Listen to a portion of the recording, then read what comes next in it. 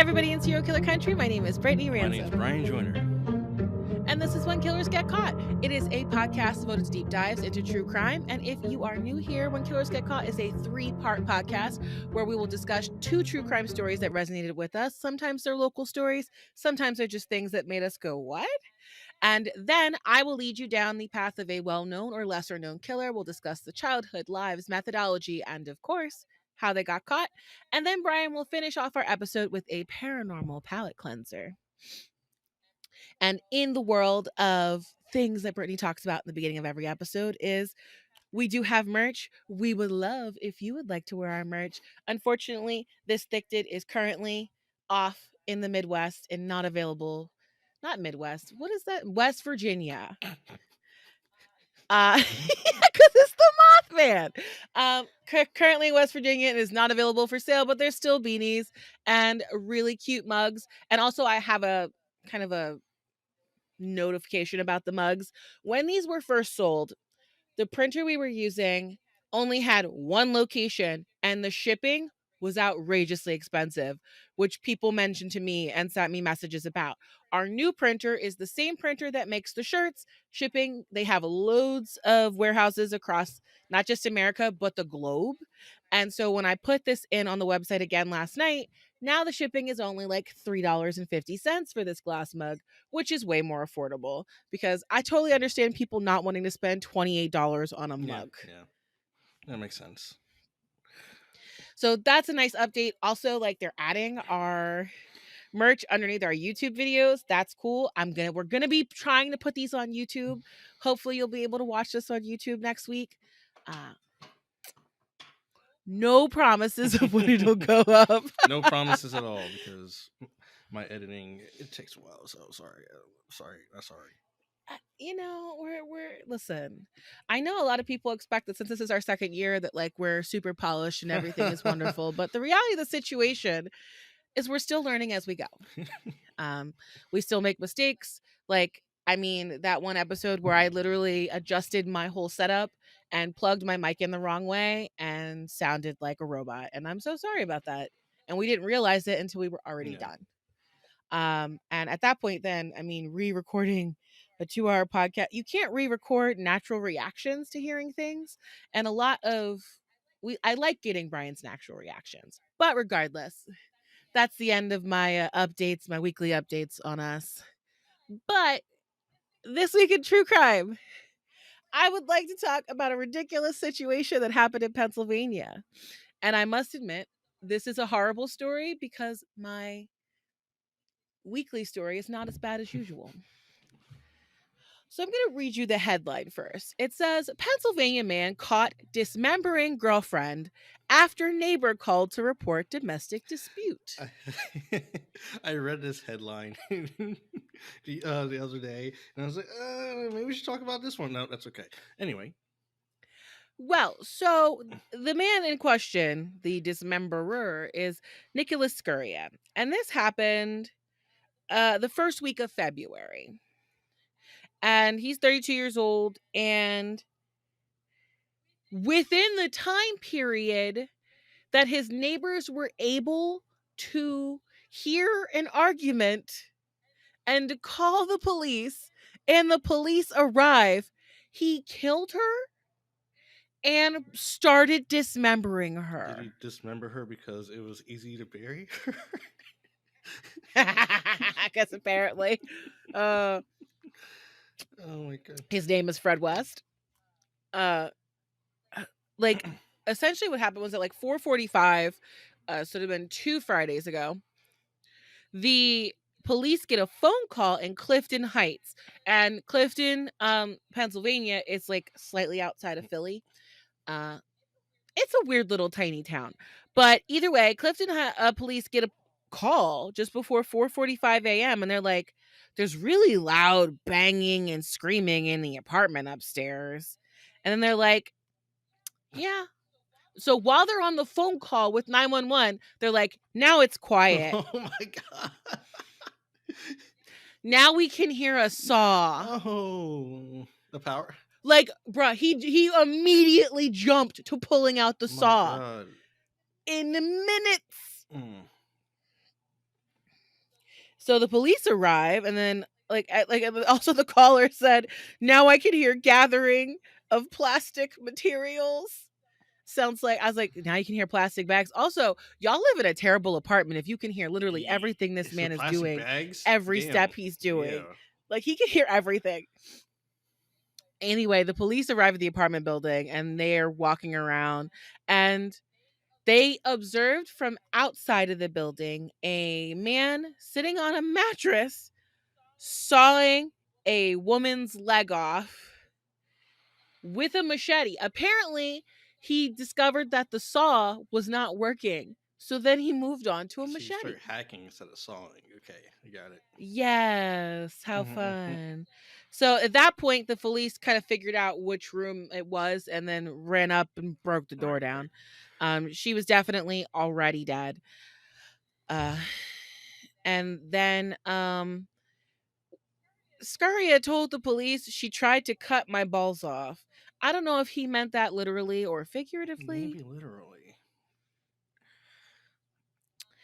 He said that during the argument, he knocked her unconscious after punching her in the head a couple times. Then he admitted to attempting to get rid of the evidence by trying to cut off various parts of her body.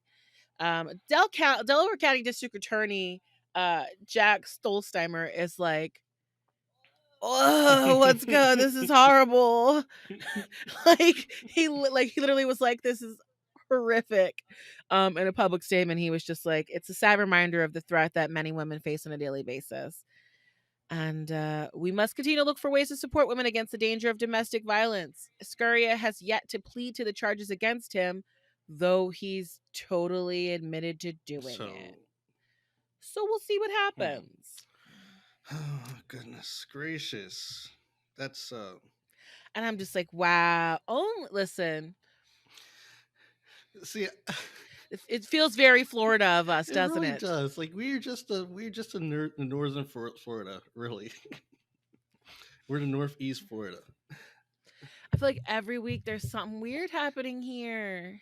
Do you remember a couple years ago? I think we might have been in high school, but there was definitely a man who tried to burn his wife. Like after he killed her, he tried to like burn her on the grill and was thoroughly perplexed as to why It wasn't. it wasn't Yeah. working. And people in the neighborhood were like, "It smells real bad and there's like a real strange smoke in his It's real backyard." dark and black for some reason. Yeah, they're like, "This doesn't look like grill Mm. smoke." I remember that. And I was just like, some people are stupid. But anyway, what's your weekly story, Okay. Brian? Okay. Now mine is terrible. It's not. I want to say nobody died, so that's okay. Okay. I do have an update though of our Pennsylvania cryptid that also Oh, So yay. remember it escaped, and they were doing DNA testing. The animal that we don't know what it Yeah. is. So guess what it is? What It's a is it? coyote. I called Nuh-uh. it. It is a freaking coyote. That thing's a coyote. But okay, is that the same picture? Okay, because I saw another picture of a lady who was like, "I picked up this baby on the road, and it looked like a coyote though to me. Hold on. Let me see if I. It had like the brownish reddish look of the coyote." This picture right here, if I can see it. And post it All in the right. chat. Yeah. I can't. I don't I'll, know. It's hitting the I'll light put it up weird. in the chat. But yeah, that thing that somebody found in I guess Pittsburgh area. Uh, um, Mm-hmm.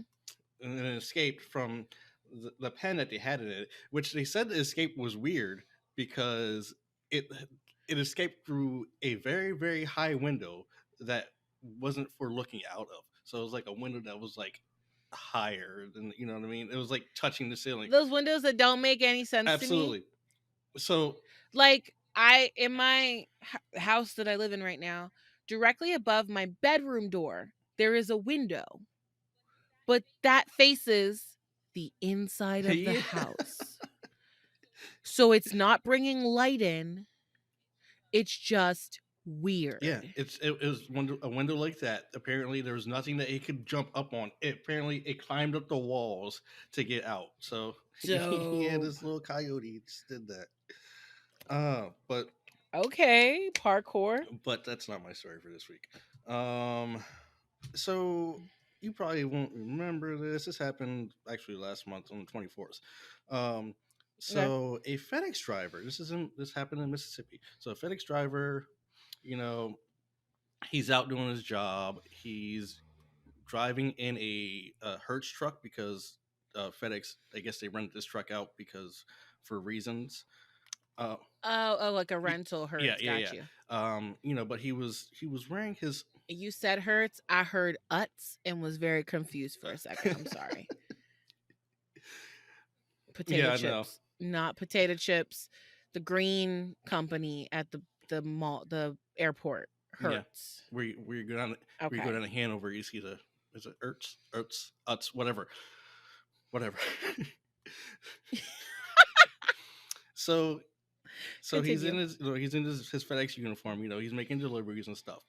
But this one delivery that he makes, he finishes delivery. He heads out to his car. He notices this white pickup truck coming, like pulling out when he's pulling out, and it like tries to cut him off. And then he like swerves Mhm. around it because he's like, I don't know what the hell you're doing. But then he sees some guy standing in the middle of the road, and he's holding a gun, and he's trying to tell the FedEx guy to stop. He's like, stop. And with the gun, and the FedEx guy is like, no, you got a gun pointing at me, fuck you. So he swerves around him, but the guy shoots like 5 shots off at the FedEx truck. Um, I feel like that would have been a moment for me. Like instead of stopping, I would have just been like, "You turn." Obviously, I should take a different okay, street. so the FedEx driver, I know I forgot something to pronounce his name. It's so Oh, he's a black man. The FedEx driver is a okay. black man. His name is Okay. Demontario Gibson. Um, Aw. and the two guys that were chasing him were two white men. Um, Oh, I did hear about this. yeah, a father and a son. Does this sound familiar? Well, I saw the headline earlier in the Hmm. week. Yeah. Two white guys kill black Yep. delivery driver is what I Oh saw. no, he's not dead. He wasn't even injured. They just shot at him. He Nope. wasn't. They just shot at him. Apparently. They got in trouble though, like Yeah, they big got trouble. they. I, not really. No. Mm. So okay, I'm trying to. This was obviously an attempted robbery, right? No, it was an attempted murder, pretty much. Well, I mean, they were probably having him stop so they could steal the truck. They were just killing him for personal reasons. Okay, this is a different story than I heard then. There was a delivery driver who also got Yeah, murdered this yeah, week. no. So He might not have been okay, this continue. happened. Like I said, this happened in Mississippi. This is kind of like Ahmaud Aubrey's case. What? Yeah, That doesn't make any sense. because they had the guys who tried to shoot him. They called 911 and they, I guess, reported a suspicious person in the neighborhood. This guy who's wearing his FedEx uniform is the suspicious guy that they reported. This is just liars lying about So lying so because they yeah, so I lying. guess they called 911 before he could call 911, because when he called 911 about being shot at and being chased by this white truck and these two dudes, like they chased him driving, like they drove after him. They chased him for like, I don't know, a few minutes. And he's calling 911. He tells them, he's like, yeah, these two guys are like chasing me and shooting at me. And I was, I'm a FedEx driver. I was doing my job. And the 911 operator, she's like, or they're like, I don't know who. And yeah. Whoever. And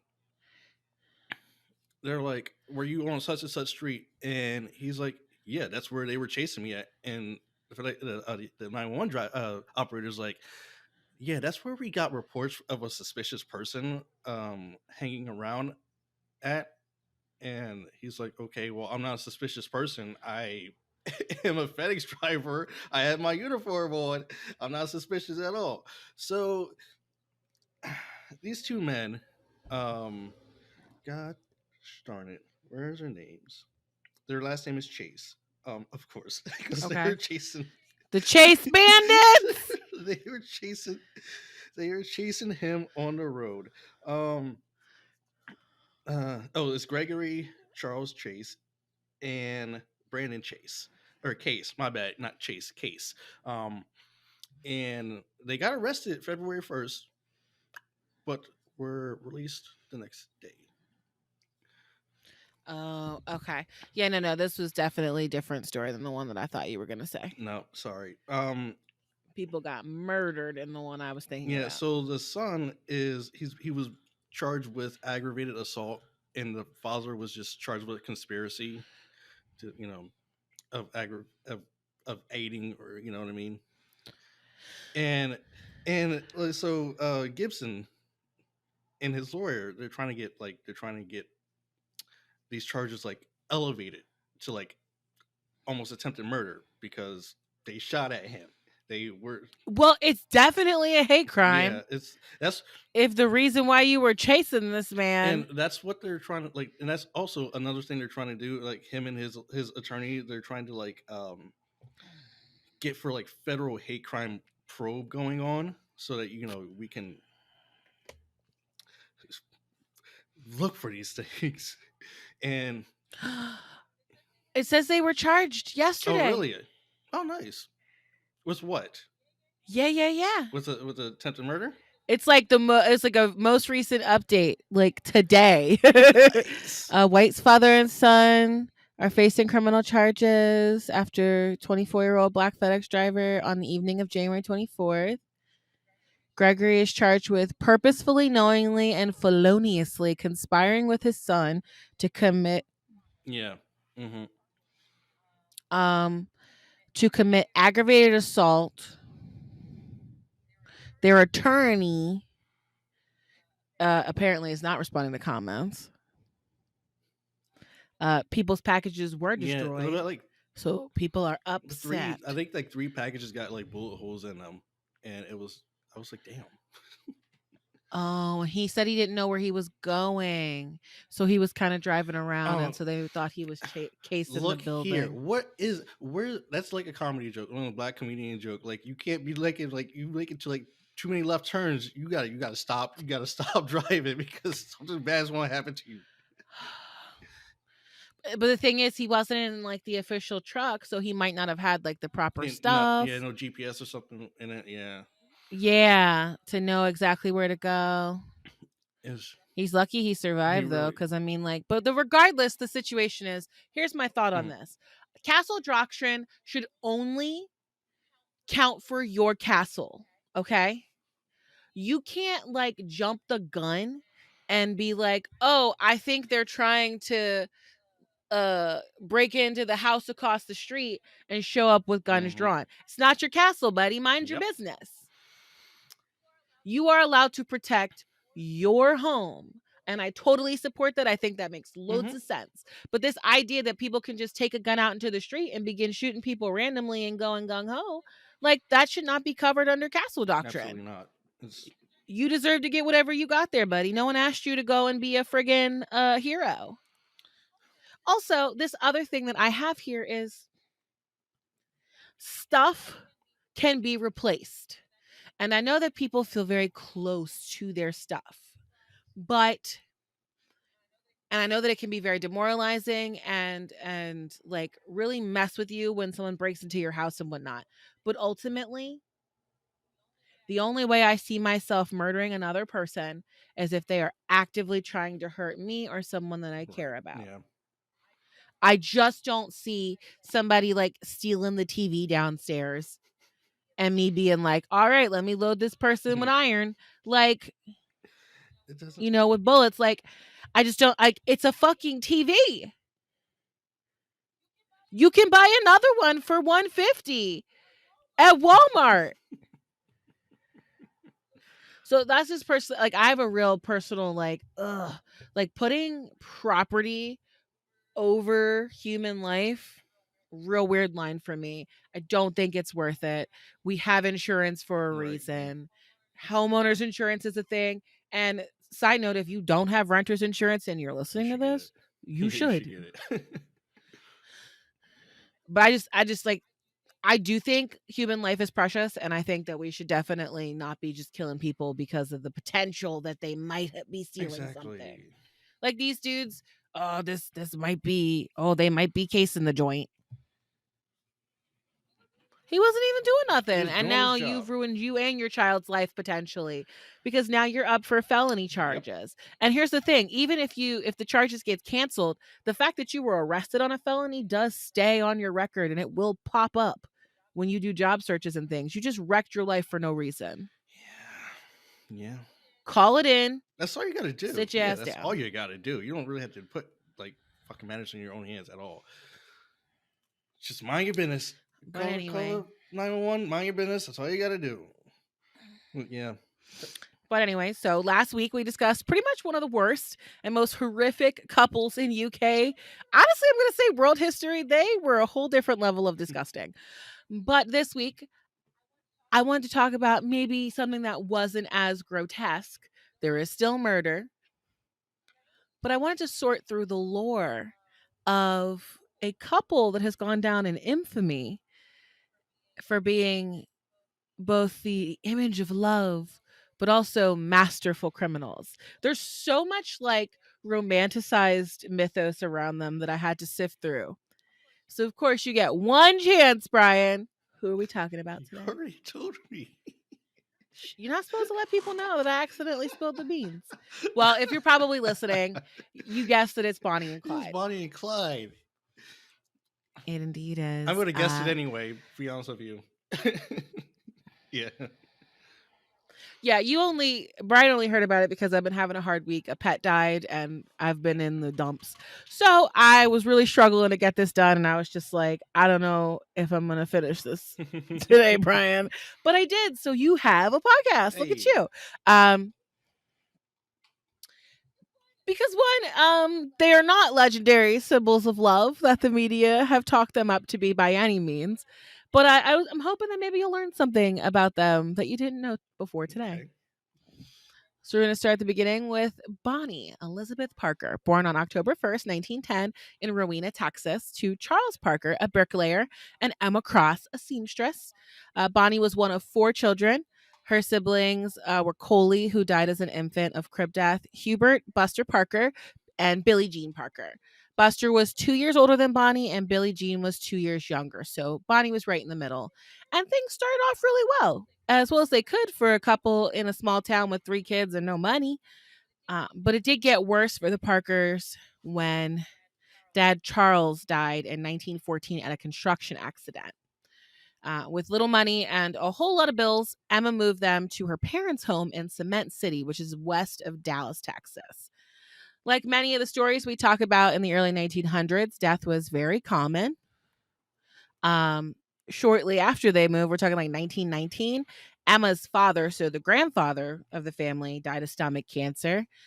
Emma did her work as a seamstress, but she ended up having to switch to a printing factory job as a helper because it was more consistent income than waiting for people to like need their clothes fixed.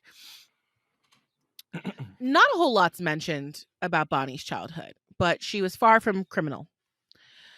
She did well in school. She was particularly talented in creative writing, public speaking. She kept a journal and wrote poetry until she died. She was a very popular girl, considered one of the pretty girls, and she knew how to make people laugh.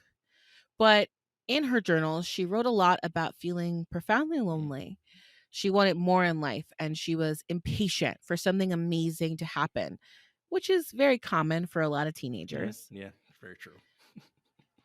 Which would be why, when she was about 14 years old, she was drawn to Roy Thornton in 1924.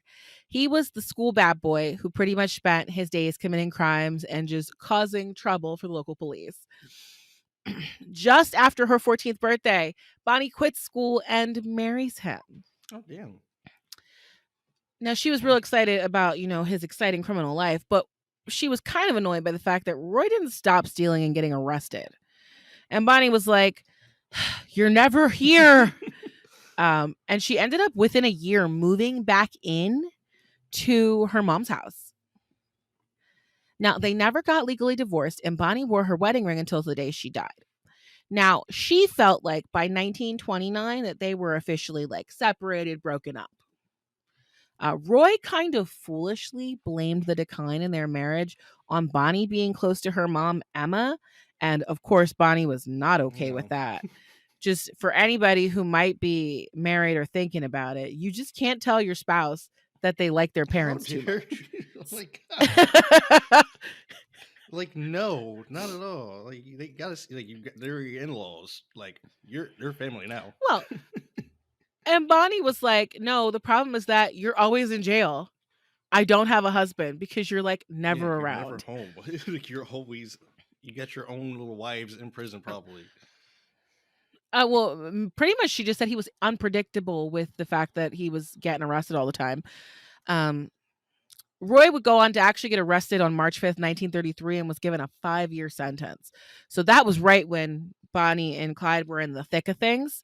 And actually, when he heard of Bonnie's death, people interviewed him because the world was about it. And he said, "I'm glad they went out like they did. It's much better than being caught." And Roy would eventually die on October 3rd, 1937, while trying to escape Eastham Prison. We'll learn more about Eastham in a little bit because it's a big, big story arc. But we're not done with Bonnie yet. Now, it's still 1929. Bonnie is just like, she's like 18 now. She doesn't want to go back to school. So she takes a job as a waitress at this place called Marco's Cafe.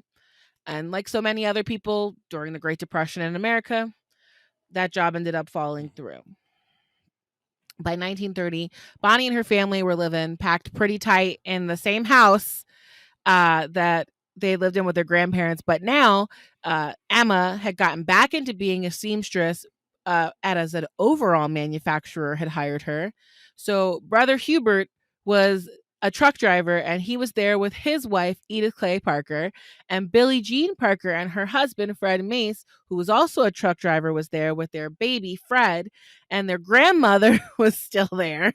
And of course, Bonnie. So there's a lot of people here. Grandmother's name was also Emma. So we have Bonnie, Emma, Fred Jr., Fred Sr., Billie Jean, Edith, Hubert. So this is a house with 8 people in it. It's packed to the brim. I love the names also. Like, when you said Buster, I was just like, "Hey, Buster." Oh my God. But despite the crowded house, Bonnie loved her family. She kept in touch with them her entire life. Like, she would call her mom while she was on the run. And of course, her mom was like, "Please, for the love of God, stop." Why are you keep going, God? But, Bonnie was still attracted to danger, and she would go on to meet a young man who would change her life in January of 1930 when she was 19 years old. But we're going to talk about him now.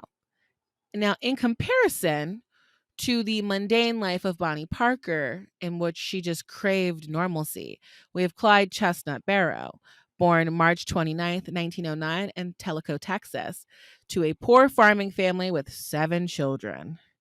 His parents were Henry Barrow and Cumie Walker, and Clyde was kid number 5. Clyde, like so many people of the time, really grew up in just straight abject poverty. The Midwest was rough in the early 1900s. This time of year, yeah, definitely 100%. Like, and one of the interesting factors that people don't know, but like the concept of like welfare and money to help people came after the Great Depression, and it was because of that picture of that mom sitting there. I think she was in Oklahoma. It was a beautiful photo that was taken, but she's just sitting there in the midst of like dust and chaos, and she's just like, life is hard. And that photo became kind of the face of families of the Midwest. And the government was like, these people need help. We just went through a depression. And that's where we came up with the process. So it's so horrible that people look so terribly at like things like welfare today, because it was meant to help people who were in Right. crisis. And today it's meant to help people who are in crisis. Yeah. Some people don't understand that. But this is before those programs were created. So We are in poverty. Clyde and his siblings missed a lot of meals. And in fact, in his early childhood, mom would send siblings, Buck and Clyde and some of the youngest ones who weren't like working age, to go live with other family members so they could eat with the other family members. Makes sense. It's help them survive. Well, I mean, it's just tough, Yeah. Yeah. And then the farming thing just didn't work at all. Uh-oh. Because I'm trying to see. Yep. Yeah. So this is right on the cusp of the Dust Bowl, which happened. That was a real dry period, early 1930s. So farming's not going well. The whole area is pretty much dry.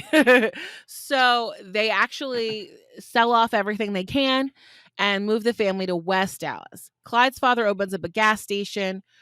West Dallas was a real rough area in the midst of a lot of change. When his family moved there, it was just towards the end of the industrial period. And when I looked into the history of Dallas, I saw a few historians refer to it as a transient city at this point in its history. A lot of people moving through the city. Major landmarks were being built during this time period. That first month they even moved to Dallas, they slept under their wagon. And then that was when they could buy a tent. And then that was another month of them living in like a tent for them to even just live in like a shack. Like it was real rough. Mind you, he's running a gas station, so people are driving through. And I'm like, dang, I feel kind of bad for these kids. This would, of course, be the time where Clyde turned to crime. And it started with petty crimes. He'd steal turkeys that graduated to cars. His first arrest was when he rented a car at 17 years old and just didn't return it. He was like, you know what? This is mine now. I'm sorry. Just turkeys to cars. It's like, so you're riding turkeys and you're driving cars. Got it. Robbing cars and riding turkeys. The police showed up and he tried to run, but he was arrested. Sorry, folks. Still got that COVID cough. It's not as bad as it used to be, but ugh. His second major arrest was also at 17 in 1926 when he tried to combine the stealing of turkeys and cars at the same time when he tried to steal an entire truck full of turkeys. Come on. They both get caught, him and his brother Buck. And so at that point, his family's like, y'all. So Clyde's like, you know what? I'm going to go straight. I'm going to join the Navy. He was so hyped. He even got a USN tattoo on his arm. But because he pretty much had a lifetime of malnutrition and terrible living conditions, they said he wasn't healthy enough to join the Navy. In fact, like that's why when you look at pictures of him, he was a very slight man. And that was because as he was growing up, he didn't get the nutrition he needed to potentially grow taller and bigger. Right. So Clyde took a couple industrial jobs until he was 18 years old as a way to make a living. And Clyde and Buck eventually moved back into stealing stuff. Mainly it was to supplement their income in the beginning, stealing food when they didn't have any, stealing cars, robbing shops, breaking into safes when he broke into people's houses. And that was really when, and so the beginning of 1930, January 5th in West Dallas, Bonnie and Clyde meet. Now there's a lot of romanticization about this moment. Love at first sight and all that jazz. Break into her house. But one of the most accurate I said, did you break into her house? No. I even like read a really totally wrong account about how she was working at the cafe and he saw her, and I was like, that didn't happen at all. She was already fired from the cafe because they couldn't afford her to pay her. So Bonnie's mom, Emma Parker, wrote a book called The True Story of Bonnie and Clyde. And in that book, Emma Parker said that Bonnie had gotten fired from the waitressing job as it was the start of the Depression. And a friend of Bonnie's had paid her to help her around the house because she had sustained a pretty serious broken arm and couldn't do anything. So Bonnie would go over there every day to help her with like household chores and stuff, things that the woman couldn't do herself. And on this day, January 5th, Bonnie and her friend were in the kitchen talking. Bonnie was making her friend some hot chocolate, and Clyde stopped by. He knew the friend too. He was checking in on her. Emma Parker in her book refers to that meeting as pure bad luck. Yeah, I mean, yeah, if you hadn't been at your friend's house just helping her out. Emma Parker's like, listen, if we had just found you another job, this would have never happened. But I don't know about that. If he had just he had just not wanted to check in on his friend that day, they could never have met. Oh my God. Can you imagine? But see, the thing is, she was attracted to danger. So I don't know if, I don't think this wasn't like a hybristophilia thing of she could change the killer. This was being attracted to the idea of, or the excitement of people who were dangerous. So maybe it was a little bit of hybristophilia now that I think about it. Or thrill seeker. Eventually, no, she engaged. Yeah, I think thrill seeker would be better. I agree with you on that. But regardless, after that, Clyde would stop by to see Bonnie. And when she wasn't at her friend's house, they would spend lots of time with each other. But Clyde would go on to get himself in big trouble just a few weeks later. Now, it was just a robbery charge, and he was sent to a regular jail. And Bonnie visited him at that jail. But then on March 11th, 1930, with a gun rumored to have been smuggled to him by Bonnie, he tried to break out of the local jail. And at this point, the judge had had enough of seeing Clyde Barrow.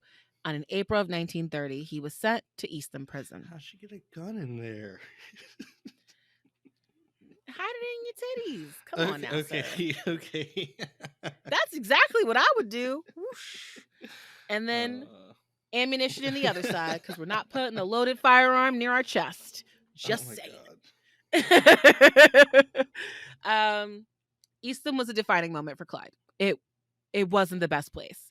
I mean, prisons in Texas have always been pretty brutal. But to explain this, I kind of have to explain where Eastham started. So they opened in 1917. And before it was a regular jail, it was what was called a convict leasing site. Have you ever heard of that before, No. Brian? Yeah, it's a real nice way of putting people in jail and making them slaves. Oh, so like nowadays? Got it. Not quite, but there's some stuff that's similar to this that's happening now, but I'm going to explain it. So a lot of people thought that 13th Amendment ended slavery, but there was a loophole post the Civil War.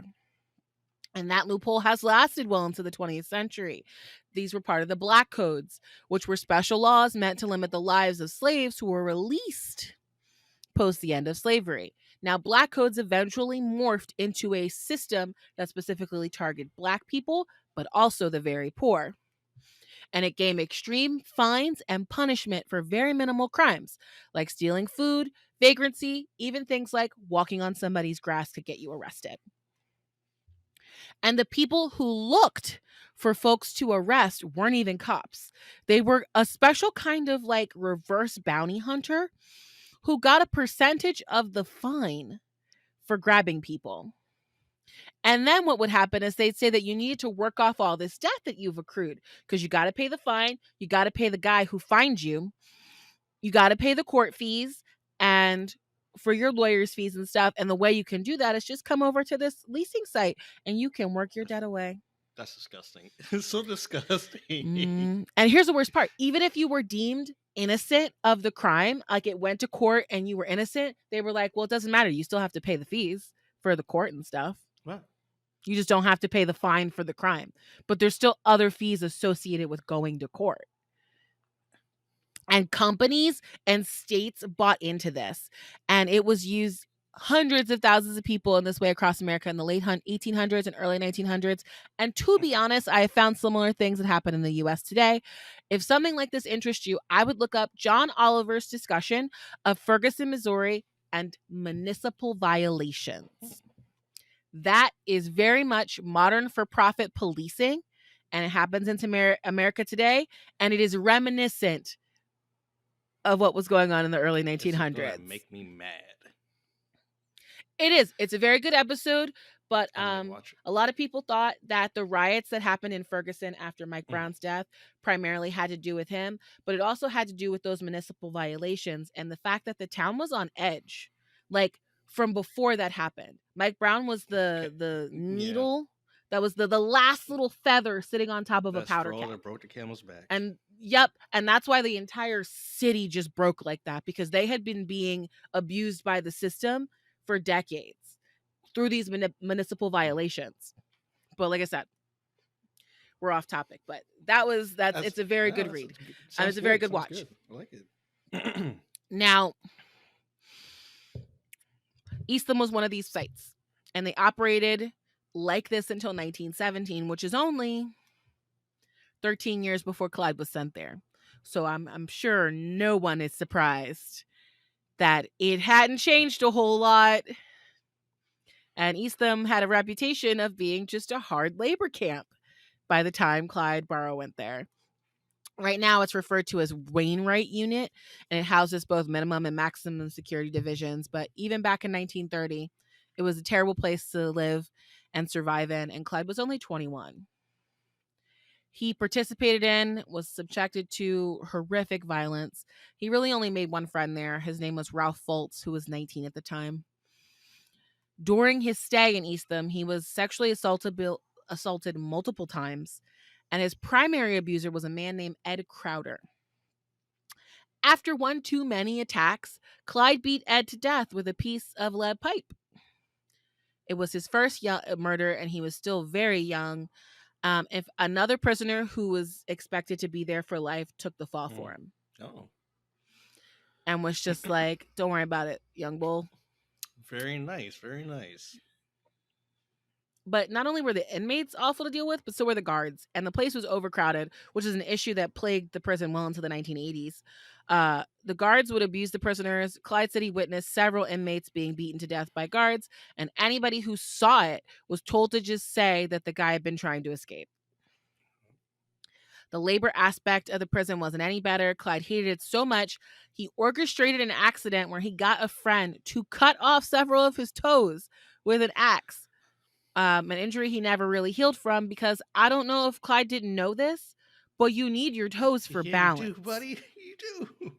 They're really, really important. And you have to learn, when you don't have them, you have to learn how to walk different. But regardless, right after that accident he set up, he got paroled. He didn't know that was happening. He thought he was going to be there for another couple more years. No. He cut his toes for nothing. Pretty much. Sorry. When he got released, though, no, it's fine. When he got released, though, Clyde's family said he was never the same. He had become cold and bitter in the 2 years he'd spent in prison. He carried a deep disdain for police and the prison system for the rest of his life, and this would promote a very particularly interesting attack on the prison in 1934. But we are very far away from that attack. Clyde never went back to being on the straight and narrow. He jumped back into crime, but this time he wasn't a young guy stealing for fun or for food. Clyde wanted revenge.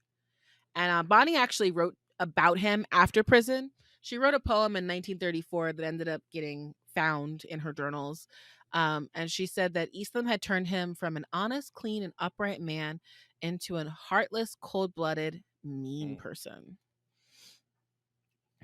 Now, in order to stay out of jail, Clyde began to build a small network of criminals. This included his friend from prison, Ralph, and other people he knew. Now, a lot of people would filter through this group over the years. but they called it the Barrow Gang. And by February, so like a month later, they have a solid method of hitting small targets like mom and pop shops and gas stations. They would show up with a lot of guns, scare the crap out of people, and dip.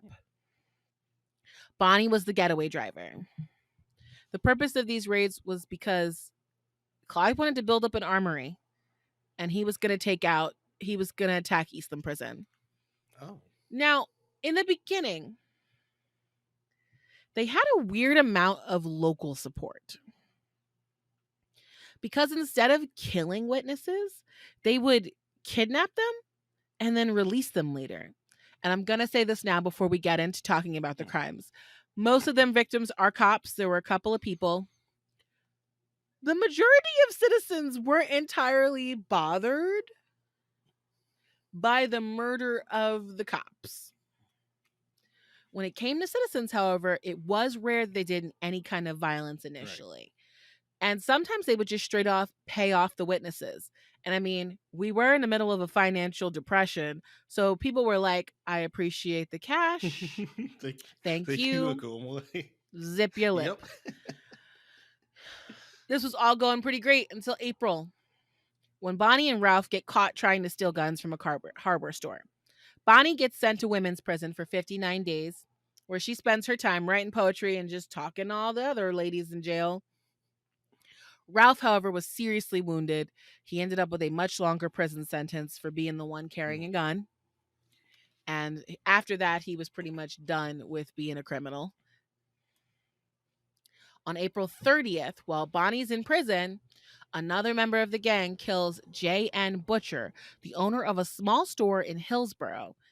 And people thought it was Clyde, but he was the getaway driver. And the reason why they thought it was Clyde was because Butcher's widow named him and was like, he was the one in the store. And that kind of changed Clyde's perspective on victims a little bit. He was like, they're lying on me to get me in trouble. Like, I wasn't even, he was there. He was the driver, but he couldn't run. He couldn't run with the fact that he was still dealing with his injury. This is a couple of months after he cut off his toes. Regardless, Bonnie gets released from prison in June. She comes back to Clyde. Her mom's like, please, please stop. Break up with him. Please break up with him. But there was no talking to her. It's funny, like, you would think, like, at this period of time, people would just send their daughters away when they were like, I don't want you dating this guy. I want you to be far away from him. Hey, guess what? You have this family out east.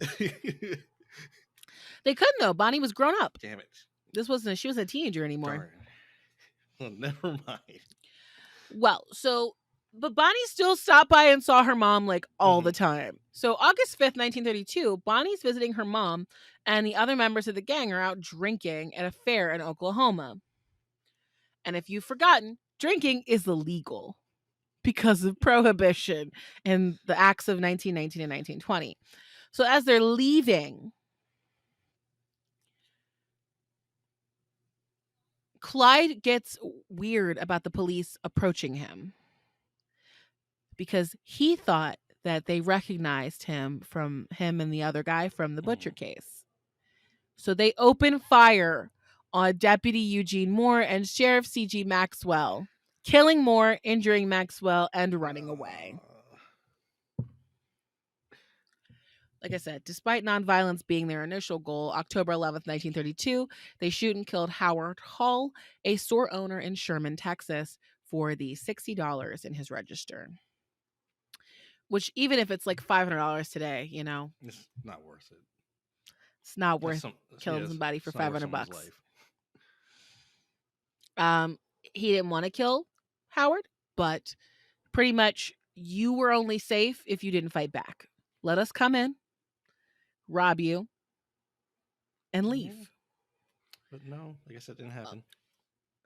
Christmas of 1932, 16-year-old W.D. Jones is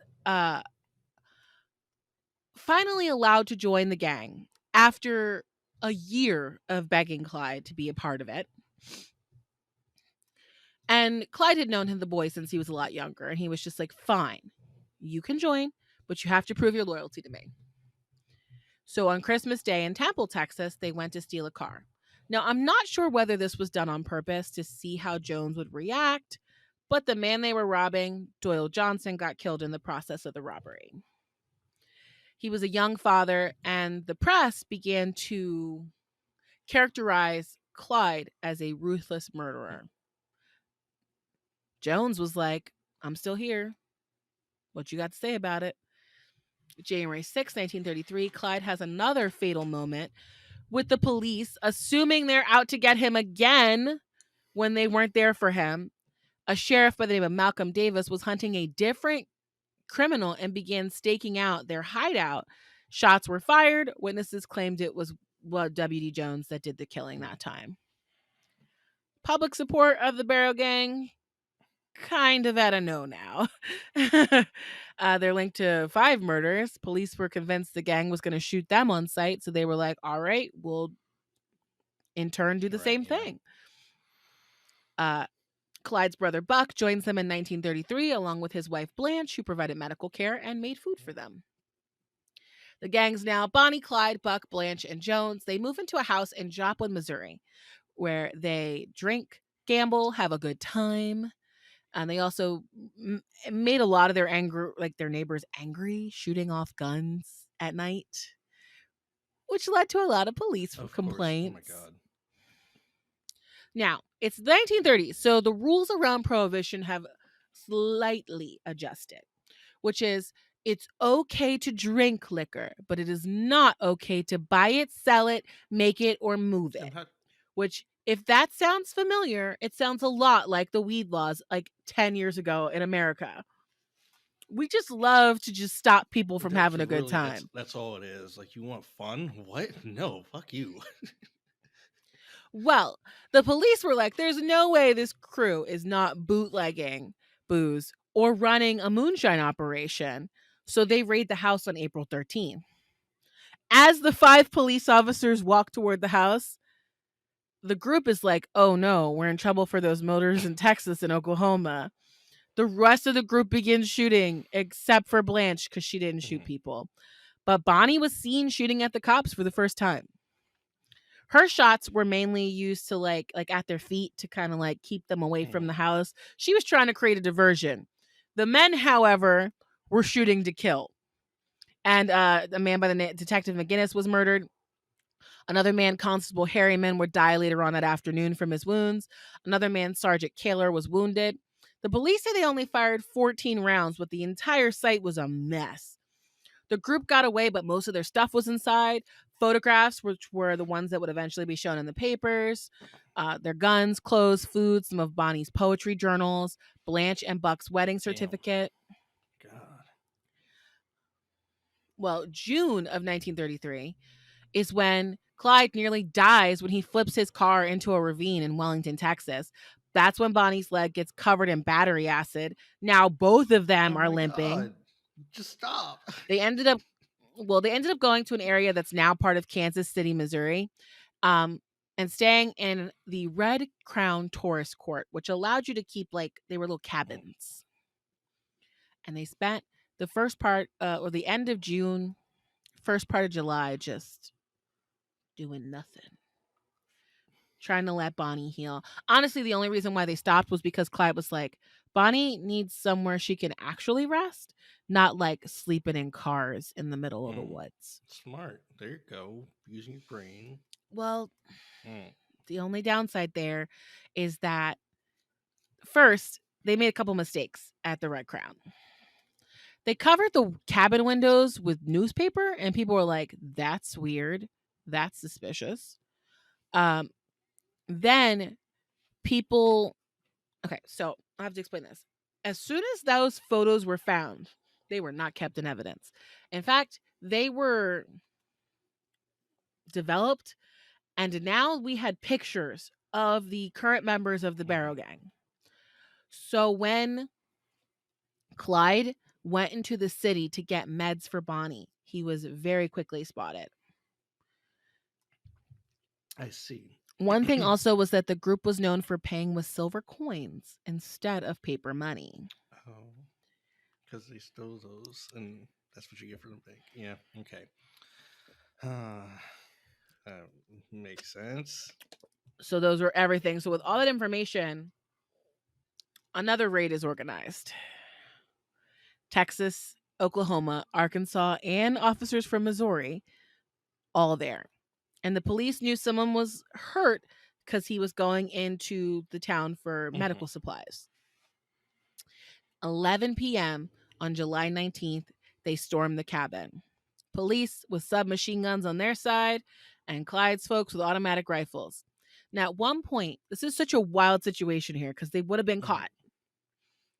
But one of the bullets hits a car horn, and the police hear it as a horn coming from the Barrow side. And they think, oh, are they setting off an alarm to let us know that they're surrendering? So they stop firing. Oh no. Which is the time that it takes for everyone to pile in a car and drive off. After this, though, it was worse. It was even worse than the first raid. Blanche lost sight in one eye because of glass splinters.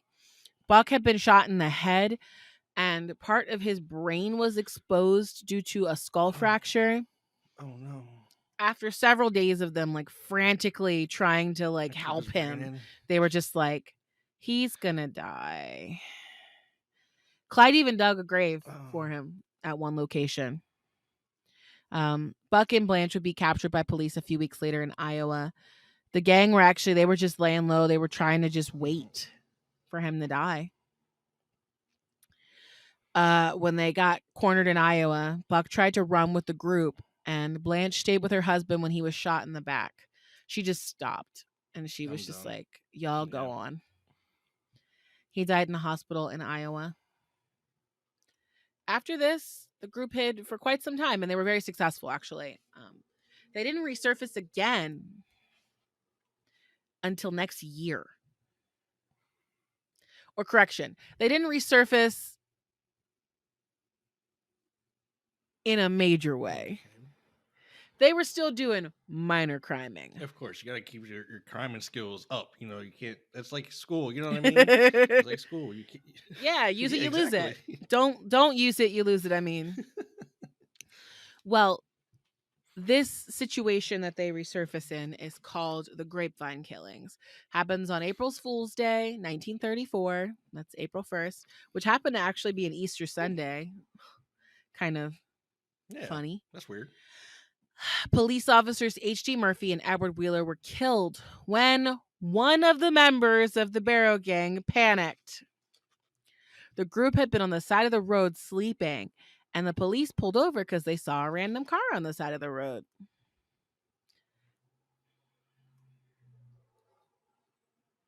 Henry Methvin, a recent joiner of the group, saw the cops and started shooting.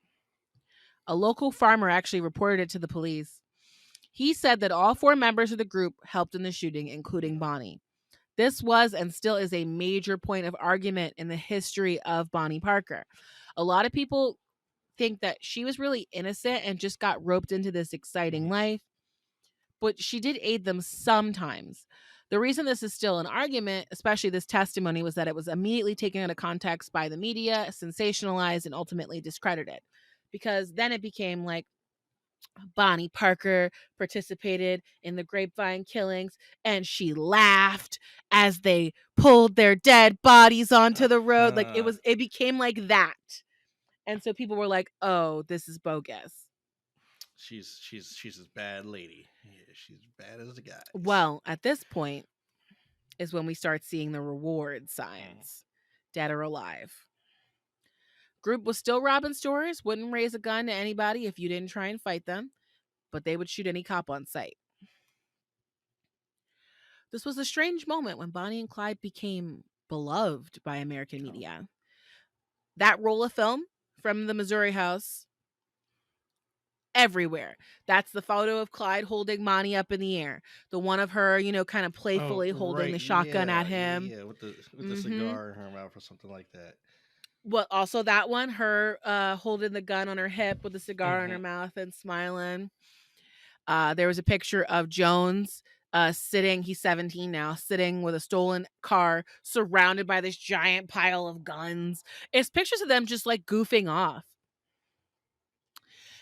All this is used to kind of spin this tale of star-crossed lovers who just ended up in a lifetime of crime. And if things had just been different for the both of them, they would have had a better life. And these two beautiful people, blah, blah, blah. And I know people are going to look at the pictures and be like, beautiful. And I'm like, listen, we're talking about 1920s hot Mm-hmm. here, not 2020 hot. Chill, Whole different decade, chill. okay? We roll. Of the time, Bonnie and Clyde were apparently considered to be hot stuff. But here's the thing about this whole silly story the media was really pushing here at this point. Maybe Clyde was forced into crime because he grew up super poor and, then he got sent to the prison for robbery and that really changed him. But Bonnie courted danger. She wanted a life of excitement. She did. You know what I mean? Yeah. She wanted that. She wanted the life. Yeah. Well, I don't think, did she want the life or she just wanted to be around it? I think she wanted to be around it. But that's the thing though. You either end up involved or no, I'm looking at you because you're looking at your phone and I can see, and so can the camera. I'm looking weirdo. at the pictures of Bonnie and Clyde. You can show them to the camera so people can see. I'm just trying to see how hot they were. You are evaluating these dead people. I'm sorry, anyway. No, it's just funny. I was like, you're very clearly like I could see your phone at one point. Anyway, I'm so sorry. You call me out because I was just trying to on the slide check them out. You have to say what you're doing so people are watching. We're gonna get this whole visual thing. We down are. Eventually. I'm sorry, but yes, I'm checking out pictures of Bonnie and Clyde. Anyway, continue. But Bonnie, Clyde, and the Barrow Gang. Every newspaper in the country, household names. Bonnie's at the center of it as this glamorous, dangerous woman. There's all these think pieces about their love. They're turned into cartoons in the Sunday paper, but those are like calling for their execution, but in a cute way. It was weird. Takes 2 years though, but finally Clyde's like, I'm ready for revenge on Eastham Prison. This place ruined my life. I'm going to ruin its life, even though it's a building. So they set this plan. It's multi-layered and it actually took a couple days. So Saturday night, January 13th, 1934, members of the gang, Floyd Hamilton and Jimmy Mullins, break into Eastham Prison Complex, which is in Lovelady, Texas. They stash guns and ammunition for the raid, which is to happen on Tuesday. They're able to get in and get out. Nobody sees them. Sunday, on the 14th, Floyd visits his brother, who is currently serving a 266-year sentence for robbery and murder. Floyd lets his brother know, this is where the guns are. So on Monday, Raymond Hamilton, Floyd's brother, Joe Palmer, Hilton Bybee, Henry Methvin go and get guns and ammunition. Henry will be important later. Remember Henry. Very important. Remember Henry. Tuesday, on the 16th, the day of the raid, 4 prisoners are inside of their, they're sent out to do hard labor. They take their guns with them, hide them in their clothes. Clyde was on the outside with his gun, sniping. One of the worst guards named Crossan gets shot first because everybody hated him. The rest of the guards run for cover. The 4 prisoners escape. One random prisoner named French tried to run in the chaos, but got picked up 2 hours later because he didn't have a car waiting for him. Texan law enforcement are upset. Clyde had shown everybody that they were weak, and even the most secure prison in Texas could be broken into. People were laughing at Texas and celebrating the success of this group, which only made the people in charge more upset. And in that regard, what could come next? Only the end, right? The group stayed off the radar after the attack on Eastham for quite some time. We know they stayed on the border of Texas as a means to avoid the police. They didn't stop robbing people, but they did avoid violence. The media reported that Bonnie and Clyde were caught by a group of heavily armed federal agents on Wednesday, May 23rd, 1934. They were driving along a county road near Beanville, Louisiana. It was 9:15 a.m. They were heading to Henry Methvin's house. I told you he'd be important. And Bonnie and Clyde had a party at Black Lake and had invited Methvin. He said he wanted to go see his family nearby and they would come get him in a couple days. That is what was reported. The reality of the situation is very different. This was a very planned ambush, and the police had gotten Henry Methvin to turn. Oh, no. Now, they bring in retired Texas Sheriff Francis Hamer after the attack. Hamer's a beast as a cop, has no issues killing suspects. He'd killed 53 during his career. He had no issues hurting women suspects. He'd only retired from the Texas Rangers in 1932. This was the guy they felt could lead this op. Now, Hamer and Lee Simmons, who was the head of Texas law enforcement, it's called the Texan Law Enforcement Agency, and he was also the head of Eastham Prison. Simmons was completely happy to help, seeing as he was deeply embarrassed by Clyde Barrow and wanted him gone. Hamer was given access to anything that he needed to do this. He started tracking them in February. Now, according to police records, he says he was able to find them in just 100 days, where other cops had failed to find them for 2 years. Thought I had to sneeze.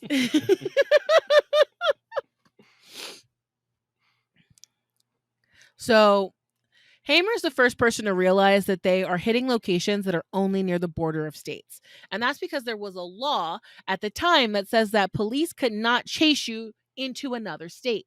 So if you were in Texas and you were running away from Texas and you drove into any other state, Arkansas, something like that, they had to stop. Look, see, I think that's where I got the idea. As if I like committed a crime, I just drive to like the next state. And then they would just leave me alone. I'd be scot-free. Okay, well, that's not really how that works. I mean, we did go through the entire Ted Bundy situation and discuss how they still did eventually link up and catch him.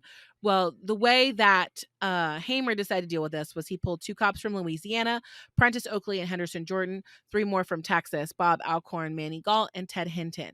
Now, Hinton knew Clyde and his family. He was there to help ID Clyde when they found them.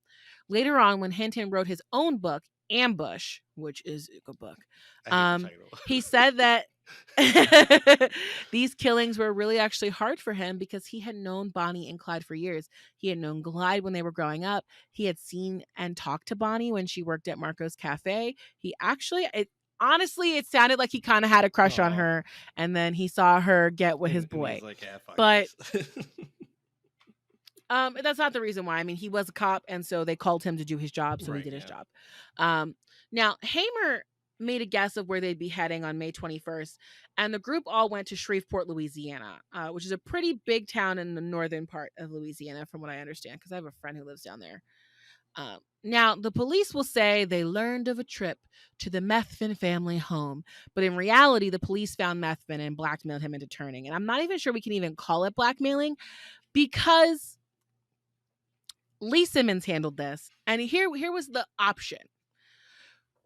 You can help us, and you will get a complete and total pardon for your crimes that put you in Eastham, for your crimes you committed with Bonnie and Clyde. It was unheard of, and I don't think it was even allowed. But this was offered to Methvin as help us and earn your freedom, or don't, and we're going to kill you and possibly your family. So, of course, he went along with it. I gotta go with just the first option, please. Right, and so he told them they're at Black Lake tonight. They're going to be heading toward my family's house 2 days from now. The people involved in the blackmail said that they would never speak of this until they died. Damn. Interestingly enough, Methvin ultimately killed an officer after making this deal, narrowly avoided the death penalty, and got put in prison until Sir. 1949. Then, I'm sorry. well, you ready for this? Then when he was released, he was kidnapped, tied to a train track, and left to be murdered. No. No. That didn't happen. That didn't happen. So he never got an ounce of freedom, really. Now, in Oh Ted my Hinton's God. book, Ambush, Ted believes that Ivan Methvin, Henry's father, was bullied by the cops and that he turned Bonnie and Clyde in to help save his son. And I don't think either of these were wrong. In my opinion, they might have made both the deals because they never intended for either of these people to live to see to be able to go against them. Because 16 months before Henry was released from prison, his father was kidnapped, tied to train tracks, and left to die. No, it doesn't happen. It's entirely too many coincidences here with the Oh train my track God. deaths. That the two father and No. son are both killed in the same way, and they're both connected to Lee Oh my Simmons God. and the other 5 and the 6 police officers. That is ridiculous. Regardless, though, they have the intel, they set the trap. The 6 officers, like I said, they agreed we all are going to keep this in our bed until our deathbeds. Ted Hinton definitely didn't do that. He wrote a book. People were less than excited, but like honestly, at this point, it had been 40 years. Nobody cared anymore that the police had done something corrupt to get the killers. Homer called the rest of the officers in, and they pretty much set a trap in the back roads heading towards the Methvin family house. They waited for 2 days. When they heard the car approach, Ted Hinton was like, "That's Clyde." And according to the police said, "We asked them to surrender peacefully, and they didn't." I'm sure that's exactly what happened. That was a lie. Yeah. They shot 130 rounds into the car, the sound being so loud that it partially deafened the police officers who were shooting. Years later, Hinton and Alcorn actually admitted that they were firing while the car was still moving. Lovely.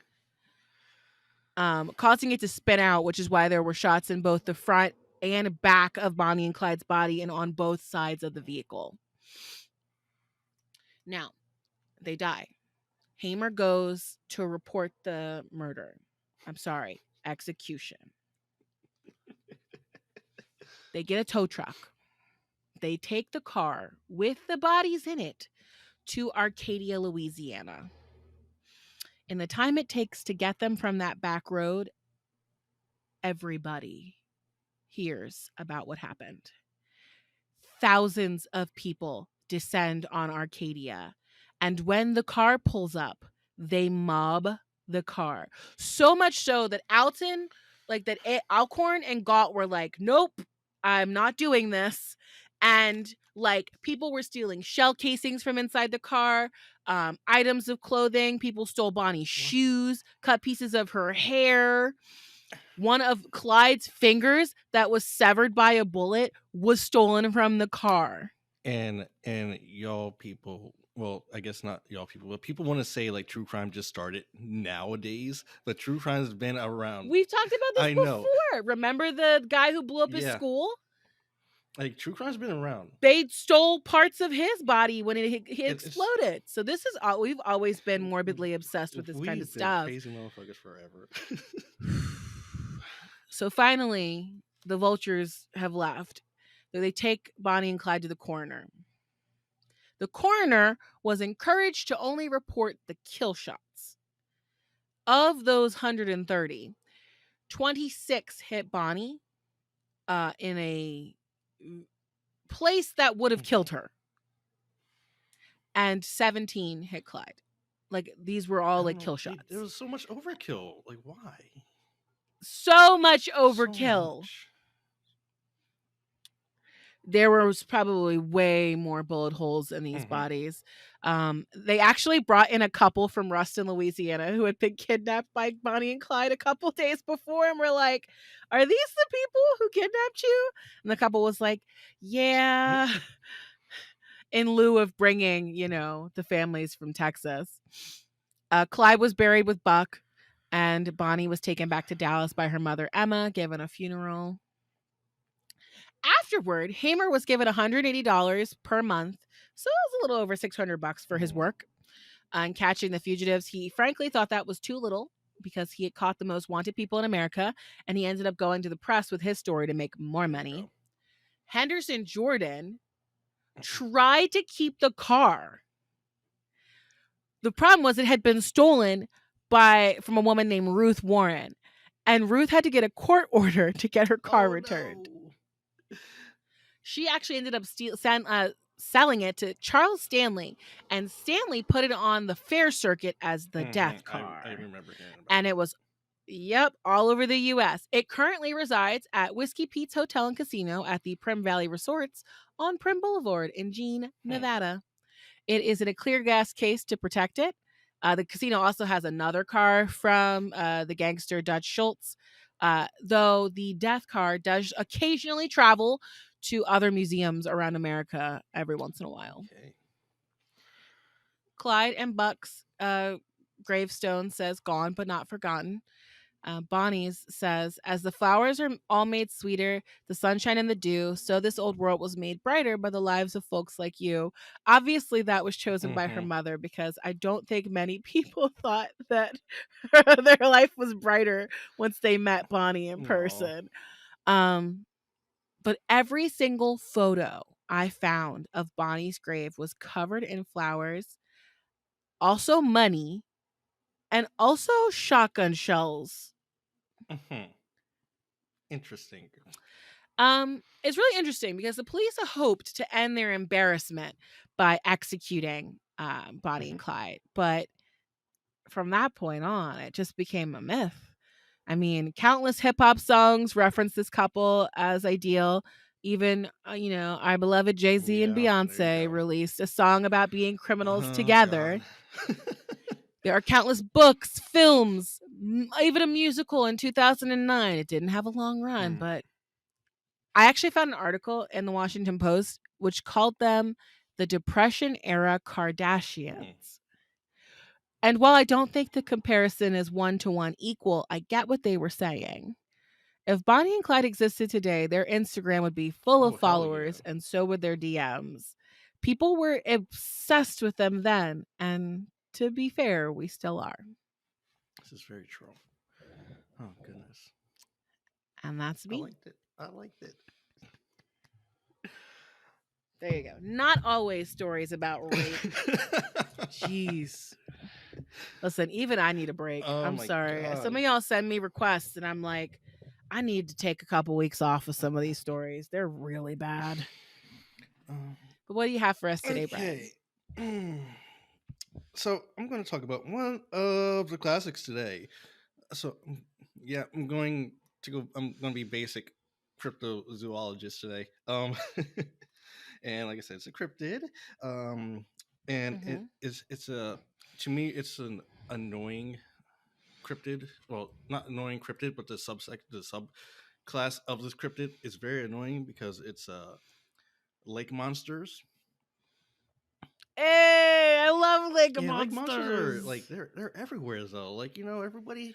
Listen, I showed you the picture. I showed you the video in Alaska. That was so cool. Okay, no, okay, Alaskan monsters. They like I like those. I like anything that has Well, that guy caught that yeah video and he was like, yo, yes this looks like a river monster. yes, and I like that. I like that one. Okay, so which one don't you I don't like like? them all, so I don't like any of them. But there's one that I like the least amount. Um, and like you ever hear like. Have you heard of any like lake monsters that weren't like a plesiosaur or some type of freaking extinct dinosaur? No, they all look like Like like extinct dinosaurs. Okay. I mean, Nessie there's looks some like a that looks like. dinosaur. The one that we saw the video of in Alaska looks like a snake. Mm-hmm, It was mm-hmm. like it looked like a There's big black snake covered in there's ice. one that looks like a jaguar slash walrus type of sea monster. I'm not even kidding. Um, and I'm opening the Google now. like I can look it up real quick. It's in my book. Hold on a sec. I will look for you real quick. But so it's just like right by the page. It's called a dingo neck. Yes, it, A dingle neck. it's a DINGONEK.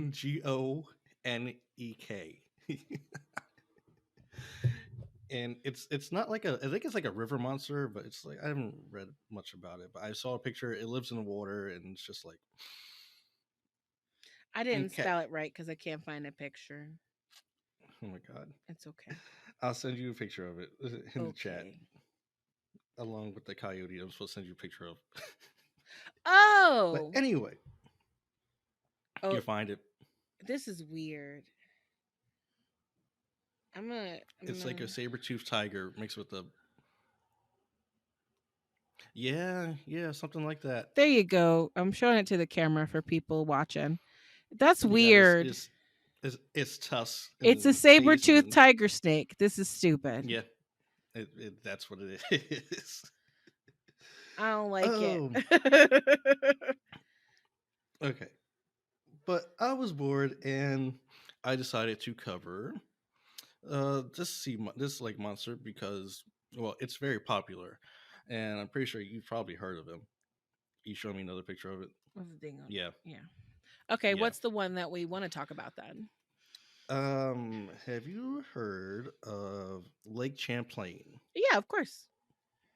Have you heard of the lake monster in Lake Champlain? Nope. But at this point now, I'm used to there being a lake monster in Somewhere. every lake in It's America.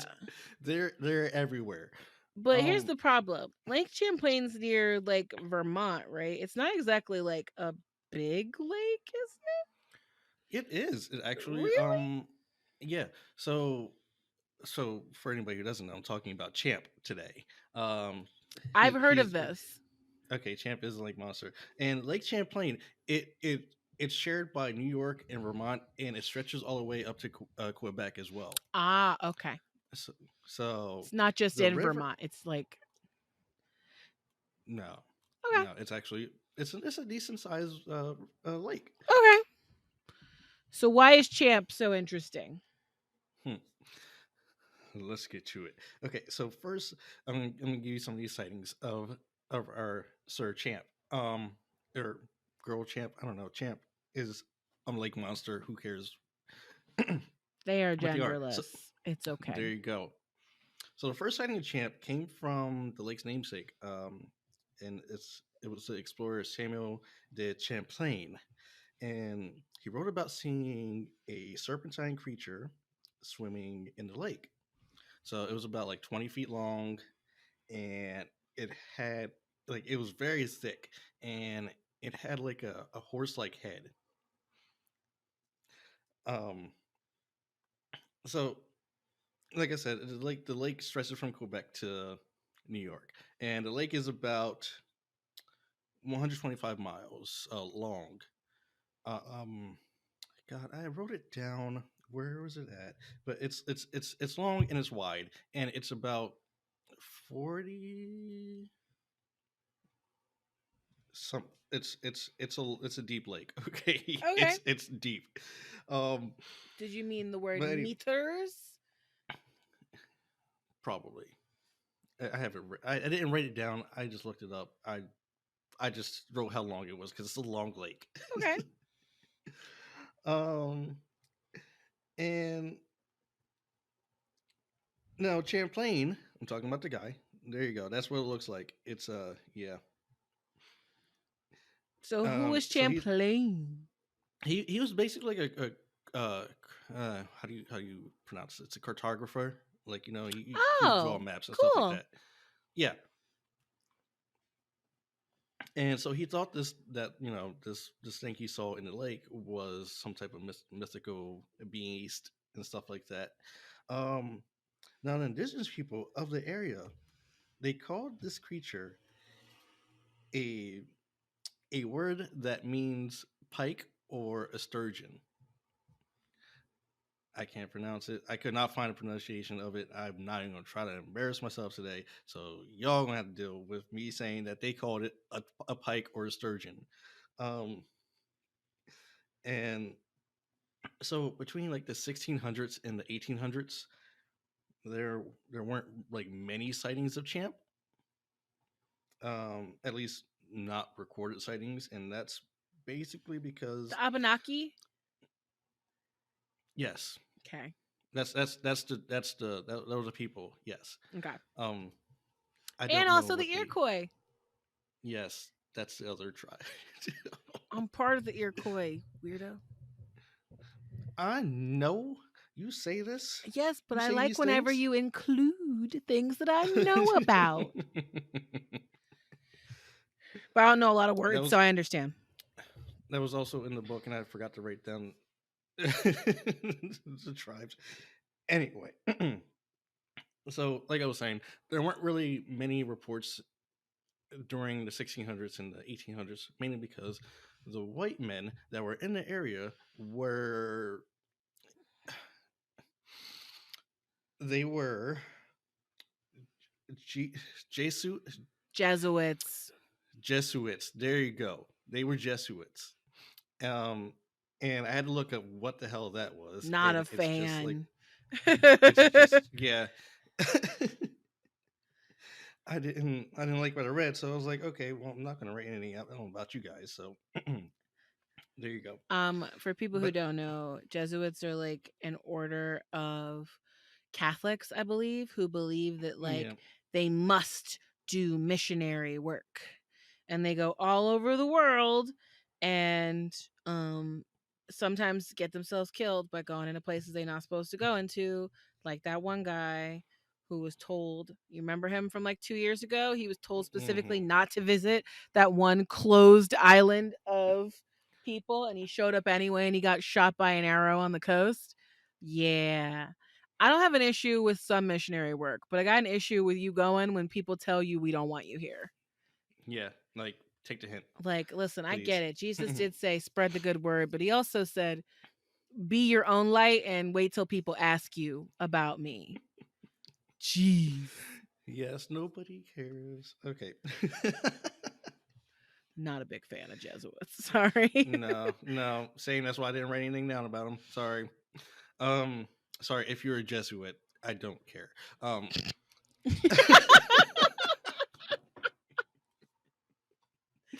sorry. I'm not sorry. But anyway, Listen, I think by now, if you've been listening to us for a while, you know that Brian's not particularly religious, and I'm at best kind of spiritual. Um, I support people's beliefs as far as you don't extend them into bothering other people. That's yeah. why I am not the nicest with the people who knock on your door. I We're just sending you look at letters in the them, mail now. pull the shade down, and walk away. Okay. But okay, so the white But people in the area were Jesuits, which, oh God, that means they were dedicated to, giving the religion to the indigenous people in the area. yes, and they didn't really record any sightings of seeing Champ or the lake monster at all at this time. Not even in their So own writings? no, no. Hmm. I wonder what was going on then. Yeah, I wonder. So after 1810, there were tons of sightings though. So, I always and this trust was indigenous people's like oh yeah, absolutely, sightings 100%. first. I'm like, you know Yeah. what? They're reasonable people. hmm They're like, listen, we just trying to live. There is a giant river monster, but We don't bug it, and it don't bug us. So it's exactly. They're like, we're just all kind of living and vibing together. I dig it. yeah, So when they yeah. write, whenever there's a cryptid and it has groundings in indigenous stuff, I'm like already 50% more towards I believe it. Okay, so by the way, I had to say this. Champ is one of the more believable lake monsters out there. So he may be a thing. Now, has anybody ever tried to fake Champ?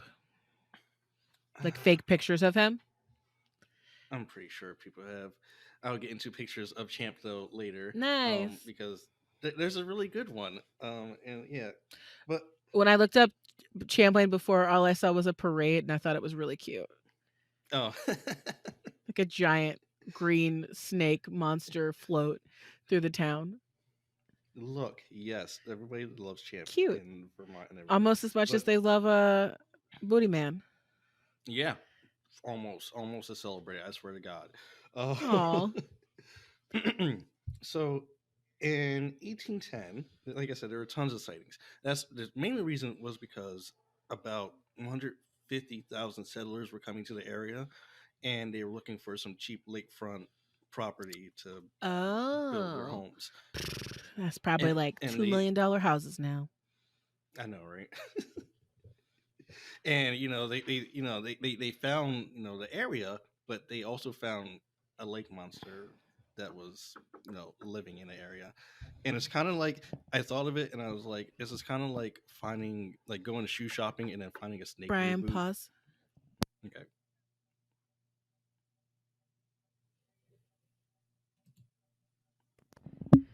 Sorry. You're fine. You're Okay. fine. Good. Yeah, just roll back whatever sentence you were saying. I'm sorry. Oh goodness. But yeah, like these people, these settlers, they found the properties they were looking for, but they also found a lake monster.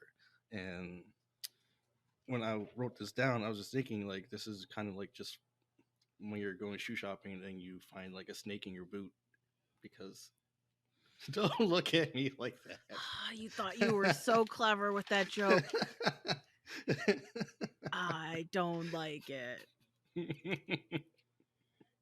Listen, I only put up with the dad jokes like 50% of the time. So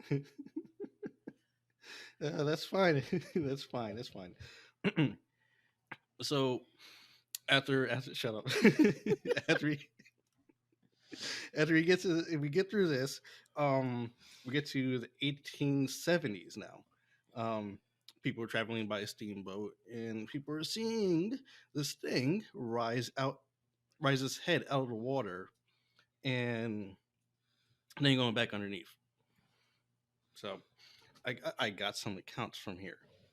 I got a lot of accounts from this area, and I'm going to credit this to my cryptozoology book. okay, cool. So in August 30th, 1878, a yacht, I guess it was like a Rob Roy yacht. Okay. Now it had like six people on it, and they said that they saw a large monster swimming rapidly through the lake, and its head would occasionally project out of the smooth glass like water. Okay. So yeah, so they're like, we see things like my rich yacht. I see. So, oh god. Where else? So November 5th, 1879. There are 3 University of Burlington students that saw the monster. They saw 15 feet of it that was visible, and that was above the water, and it traveled from Apple Tree Point, that's near Burlington, and around wherever Rock Thunder is, and head for Essex. And on July 9th, 1887, this creature, it appeared to this group of East Charlotte. It appeared in East Charlotte. I keep saying Charlotte, not Charlotte. East Charlotte, Vermont. And I guess they were like picnickers. Like everybody's like, you know, they're hanging out. Okay. They're just, you know, enjoying the lakefront view and stuff like that. And then they just see this monster coming, or this creature coming around a bend, and they see like a flat, like its head like poking out of the water again, and it was moving towards them, and it was like getting faster as it like started moving towards them. So they thought it was like about to attack them, and Okay. they all just scattered. They just ran away. But they were on the beach. Yeah, but they didn't know if it was like a amphibious type of creature that could, you know, get up on them. I don't know if I would have ran away. Eh. Would you run away if someone says shark at the beach? I'm not in the water. I'm cool. Okay, that's smart. You smart. Yeah, now I'm just standing there like, where's the shark? Where's the fin? I need to see it. Oh my god. So between 1870 and 1900s, P.T. Barnum, famous of the, you know, yeah, the Barnum of the circus. Yeah, the circus guys. They offered $50,000 for the body of the Lake Champlain sea serpent. No. The body? It says carcass. So no. See, this is why people don't like y'all at the circus. Gonna kill a creature just cause it's one of a kind. Look, or maybe it has little tiny babies down the bottom of the water. This is true. Like I was gonna say, like the P.T. Barnum people, like these guys, I don't like. They have a colored history. That's all I can say. They do. They have a colored history. If you don't know about them,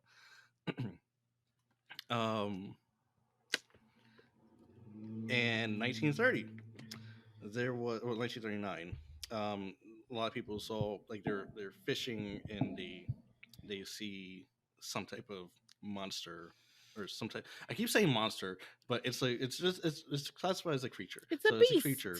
Yeah, it's a creature. They see something under the water and they're fishing, and it was headed towards them. Like every time someone sees Champ, it's always headed towards them, and they're just like, I don't like. At this point, I'm just gonna decide that Champ is like a husky, and he's just like, I'm so interested. Hi, what are you doing? I filled out like a survey online, and that's what they were like. What kind of animal are you? Were like, and I was like, I'm a husky. Notice me. That's all Champ is doing. He just wants to hang out. Why y'all keep running away from him? He's a water dog. He just wants pets. Yeah. That's all he wants. He's like, hey, what's up, weird people? You don't have scales. Why are you here? Oh my god. There's an account in 1943 where a man named Charles Weston, he watched like through binoculars, as a large creature churned up like the water. You know what I mean? Churned in the water, you know what I mean? Like, you know, making splashing waves and stuff like that, and it just like swam away. But yeah, there are like there's so many freaking accounts of this guy. What about like recent?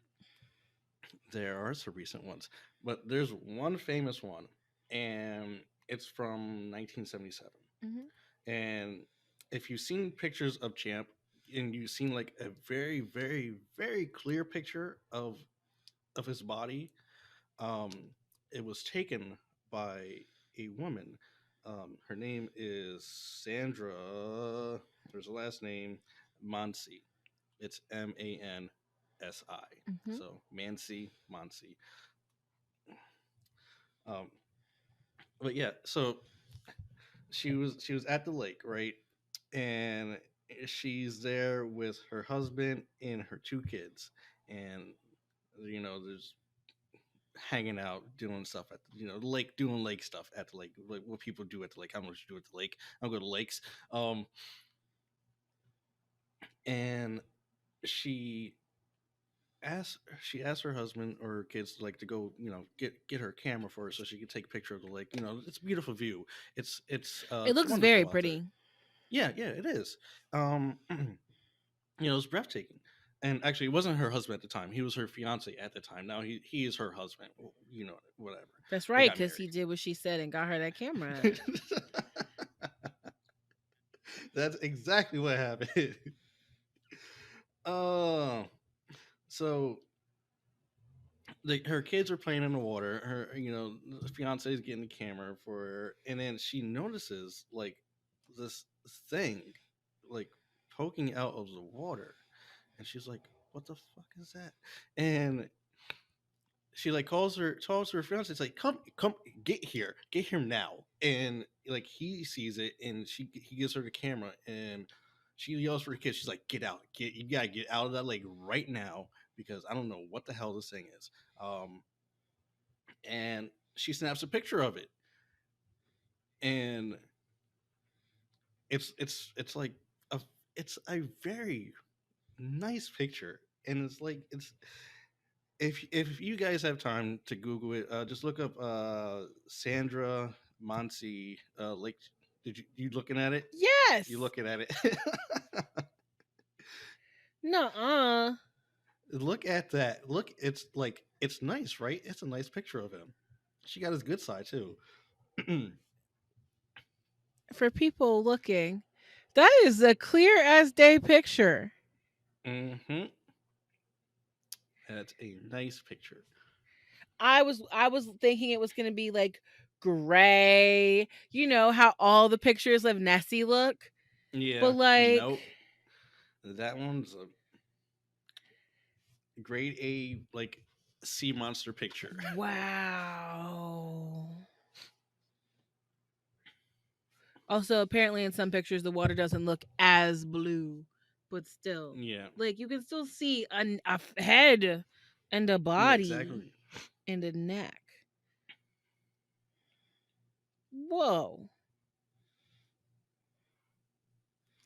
So around this time, well, actually, before this happened, there's a guy. His name was his name was Joseph Zarzinski. Okay. Okay, and he was basically an investigator, dynamic investigator, is what it says, a lecturer and a social science instructor at the. Oops, my alarm went off. Hopefully, nobody heard that.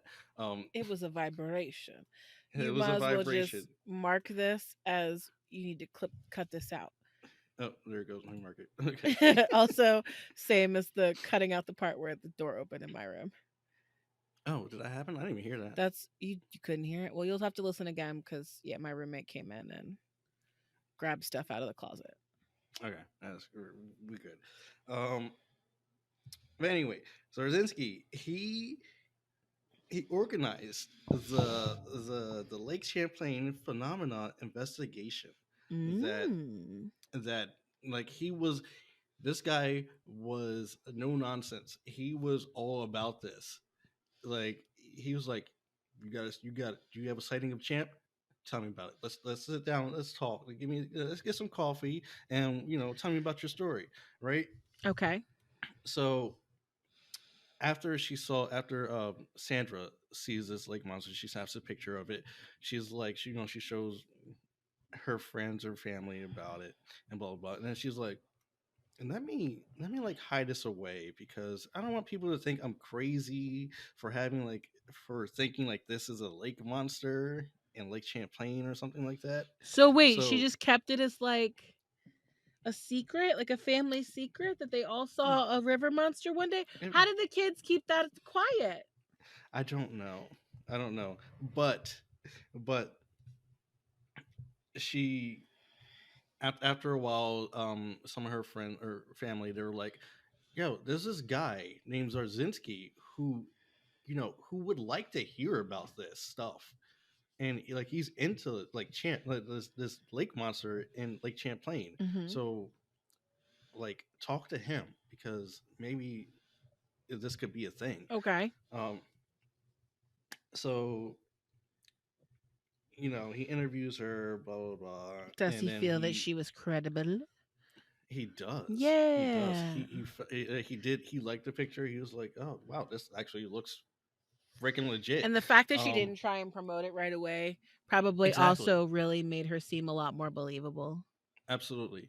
Um, so he gets this whole crew of investigators to come, check the picture out, see, how authentic it is. They could tell, I mean, there wasn't any Photoshop back in 1970s, but like you could tell, they said it wasn't superimposed, nothing like that. There wasn't no trick of the light, Well, and fun fact, you know that the part in Photoshop that we refer to as layers, mhm. in real dark rooms, that's how people photoshopped in the past. They would put layers of things on top of the image and then expose it. I think you've told me this before, but hmm I always forget. Yeah, that's I all. It's just Every something I time I learned in art school. and it's every From time I we hear it, took I'm a like, that's awesome. yeah, Yeah. people learned how to physically do things, and actually sometimes they still do it to make it look kind of cool, like create like Mm. weird shadows and stuff. Oh right, yeah, yeah, yeah. By putting something on one part of the image before you essentially hit it with the light. Mhm. I had to learn how to do the old school method before they taught us how to do the new way of cameras. Of course, of course. But yeah, a lot of the researchers thought that this was a photo of a plesiosaur in this lake. Okay. Um, and just like the one in Loch Ness, that is not. I'm pretty sure there's nothing in Loch Ness. But I'm going to say there's no damn monster in Loch Ness. I'm saying it right now. You are I don't saying care. there's no Nessie? I don't think there's a It's Nessie. such a cute name though. It's a name, but it's. I mean, Champ is a cute name too. It's okay. uh, I think one of the researchers said it was a. He thought it was a Z, Zeuglodon, and that's like an ancient whale that is thought to have been extinct. And I'm like, damn, that's a big ass whale for a small. Like that's. I don't think a whale would fit in a lake like that. Well, I mean, you said it's okay, so like the average depth is pretty, it's not that deep. It's Yeah. like 20 meters, but like the deep part is 400 feet down. That's a lot. Hmm. Cause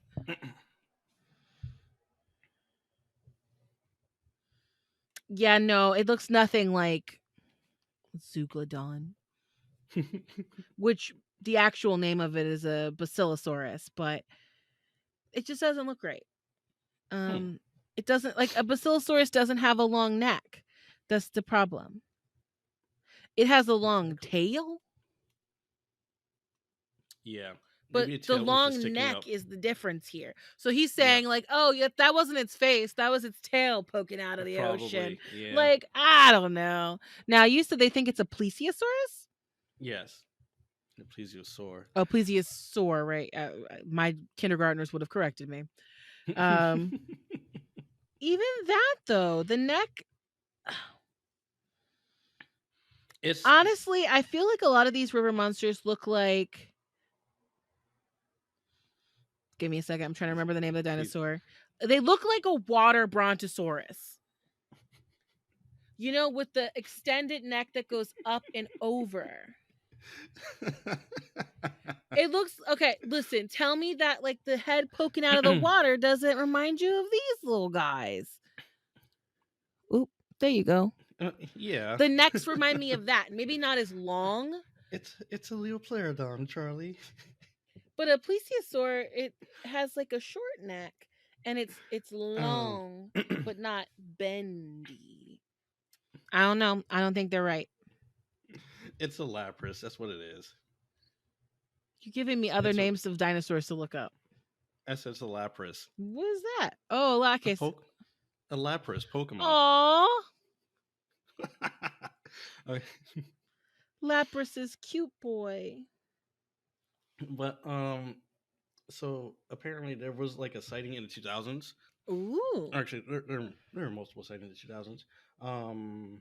There's a video taken by a fisherman. His name was Dick off off Offler, Okay. Ofter, um, he and his stepson. They took a video of him in 2005, um, and like people said when they saw this video, it's like it looked like a plesiosaur too, I'm gonna look. and like a lot of people thought like maybe it was a fish or an eel, but then like I guess some FBI investigators they they looked at the video and they're like, well, no, this looks like it's a legit video, so I'm not sure what it is. I know that it's something, but it's not sure what the hell it is. Well, I'll tell you one thing that doesn't help. As I'm Mhm. looking up like recent champ sightings, people just putting random stuff in the forest Oh my that god. look like the head of Champ. That'd be terrifying. You're taking a walk near the lake, and then all of a sudden you just see like a random like dinosaur head and neck that someone like left there as a prank. That's scary.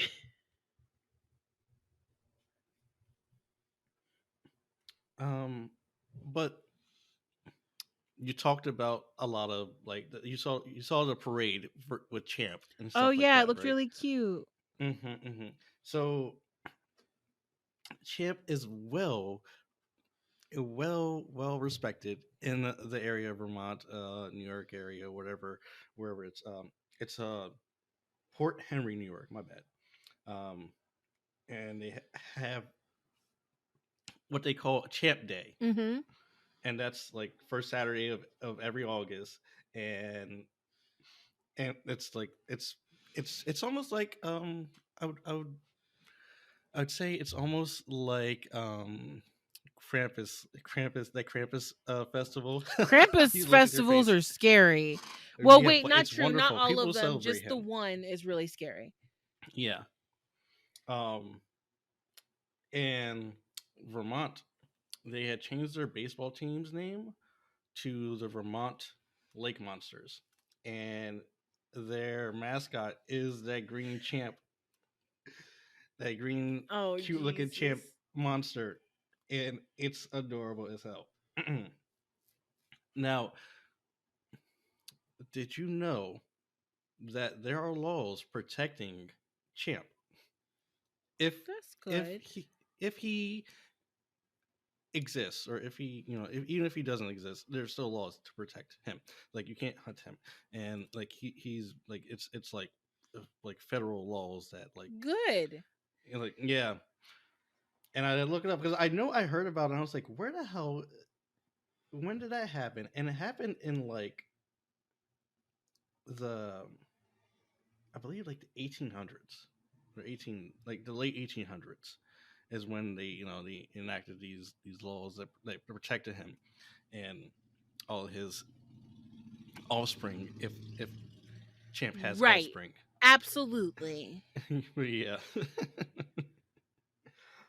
But yeah, I think that's why I wanted to cover this one the most because there was like an actual something protecting him. I Like love that.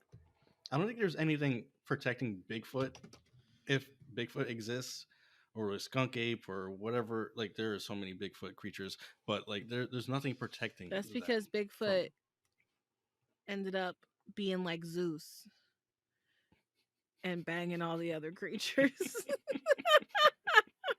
I knew It's it how should. we have all the different foots out there, Oh yeah, the that's different exactly how it squatches. happened. Yes, all the squatches. But yeah, I was just like I loved how people like the people of Vermont and New York are just like, yeah, he's real. He like we protect him. So like don't come fuck around with Lake Champlain at all.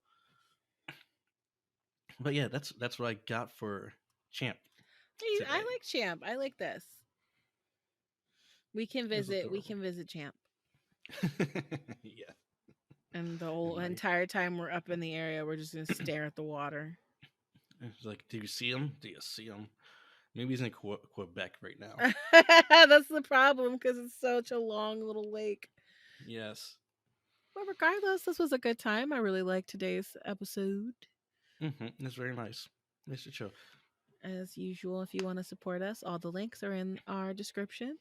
We still have our Patreon, which we have now 24 videos of, not videos, audios of us talking about conspiracy theories, which are lovely.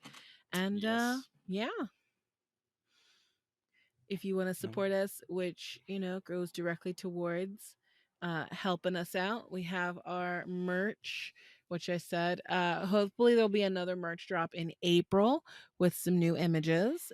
You can always get our regular stuff, though, that just has our logo on it. Mm-hmm. Yeah. Follow Brittany on TikTok. Oh, yeah, I'm there. She's always there. All those links will be at the bottom. And thank you so much for listening. Have a good weekend.